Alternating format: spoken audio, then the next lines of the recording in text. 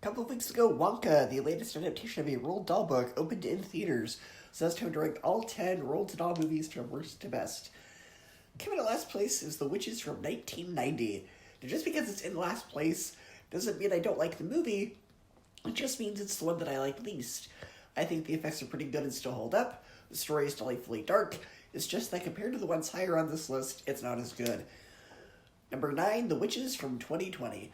This one is slightly higher up because this version is more accurate to the book.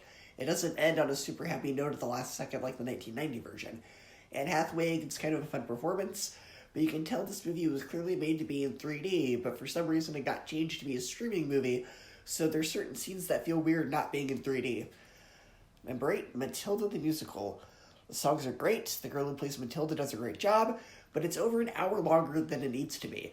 They stretch out the runtime by adding this weird subplot of Matilda telling a story to the librarian lady that doesn't really matter or really go anywhere. Still a fun new take on the story. Number 7, James and the Giant Peach.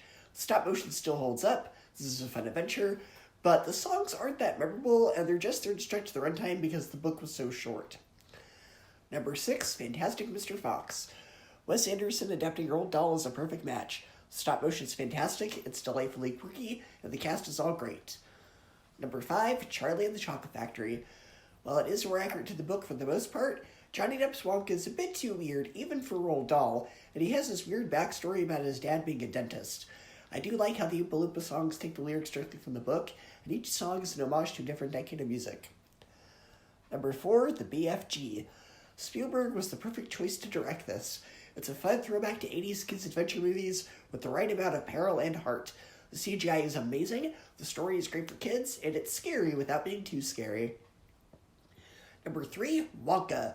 This was a delight. Timothée Chalamet is charming as Wonka. The film feels very much in the spirit of a Roald Dahl book, but Wonka doesn't really feel as crazy or quirky as he does in other versions. But overall, still a charming family film that took me back to my childhood.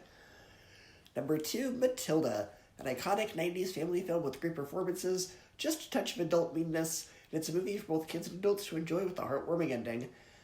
And in first place, we have Willy Wonka and the Chocolate Factory. While the songs in this version aren't as memorable as the 2005 version, it has better actors, the story flows a bit better, and it has a bit more charm than the 2005 version. The film also shows how even Charlie succumbs to temptation by stealing a fizzy lifting drink, so he's not this perfect child. He's still a kid who messes up. Even Charlie gets in trouble. This is the definitive version of a Roald Dahl book. It's the definitive Charlie and the Chocolate Factory, and it comes in at number 1. I'm going to share a ranking of the Roald Dahl movies you've seen, and I will see you next time.